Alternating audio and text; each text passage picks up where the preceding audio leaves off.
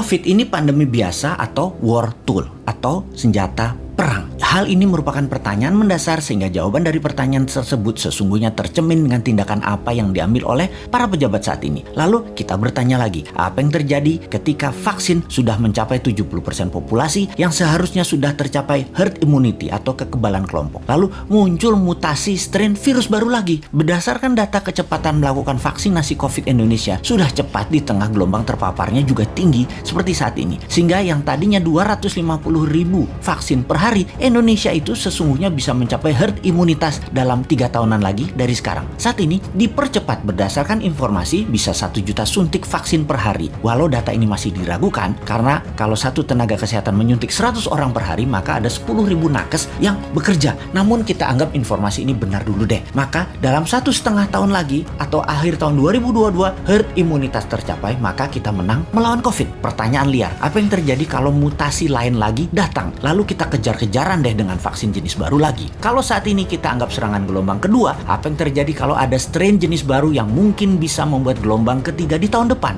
Melihat cara penanganan pemerintah atas COVID yang merupakan virus import dan PCR antigen juga produk import kebanyakan dan masker juga terbanyak barang import, bahkan disuruh 2 lapis lagi sekarang. Lalu vaksin juga produk import. Ini kita tidak boleh berlama-lama seperti ini. Apa nggak kita balik aja sebaiknya? Inilah masa di mana produk lokal, misalnya masker, harusnya merupakan 90% masker yang beredar di Indonesia saat ini adalah buatan lokal. Antigen tes lokalnya harus 100%. Vaksin lokal harus 50%. Atau obat peningkat imunitas yang lokal harus digenjot. Agar kalau virus mutan lagi, kita nggak terus bergantung impor yang akan membuat ekonomi negara digerogoti uang keluar atau flight capital. Sudah cara bernegaranya membatasi uang beredar menjadi tipis di tanah air, uang tadi ditarik keluar dengan berbagai kebutuhan impor dan tunai di tanah air harus hidup dengan pinjaman dolar asing dan yuan. Rupiah kok jadi nggak berdaulat ya? Pastinya karena kebijakannya terlalu impor. Walau bisa terlihat benar karena semuanya dalam keadaan darurat, tapi kalau bernegaranya daruratnya berkepanjangan seperti ini, sebenarnya bisa nggak masuk kategori salah kelola atau mismanagement bernegaranya. Lebaran tahun 2020 nih ya, kita nggak boleh mudik,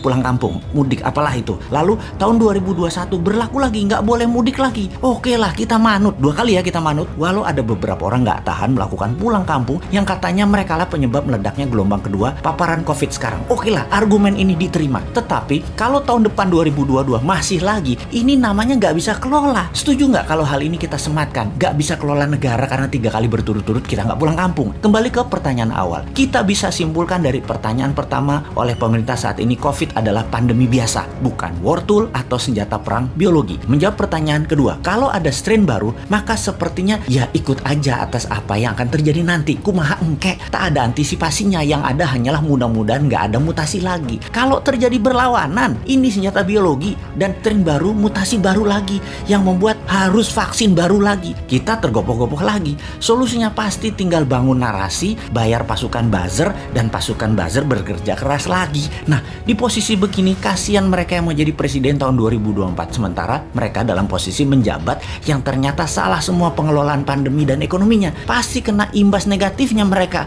karena mereka juga bagian dari ketidaktepatan kelola pemerintah pusat dan daerah. Karena yang digadang-gadang tahun 2024 kebanyakan pejabat incumbent. Di sini enaknya jadi yang bukan pejabat tetapi selalu memberikan solusi. Bahkan bukan hanya solusi, tapi saran yang dikerjakan walau dengan skala tanpa fasilitas. Bisa jadi kuda hitam nggak di tahun 2024 kira-kira dia itu. Tapi mudah-mudahan prediksi ini salah. Ekonomi membaik, COVID teratasi tahun ini. Amin. Cuman takut aja prediksi ini benar. Masa tinggal bosman tahun 2024? Ya nggak mungkin toh. Harusnya bisa 3 kali menjabat. Dukung!